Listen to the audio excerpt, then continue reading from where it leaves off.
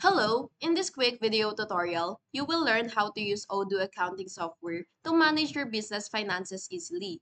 First, you have to log into your Odoo account and open the accounting app, which you can find right here. Just click on it. And now you can take a moment to really explore the dashboard where you can see an overview of your financial status like invoices, payments, expenses, and so on. And now you can navigate through the menu to find important features such as creating invoices, managing bills, and tracking payments. And when you're creating an invoice, you can fill in the customer details and add products or services and set payment terms and save it. You can also record payments when you receive them to keep everything updated. And additionally, you can generate financial reports like profit and loss or balance sheets to get insights into your business performance.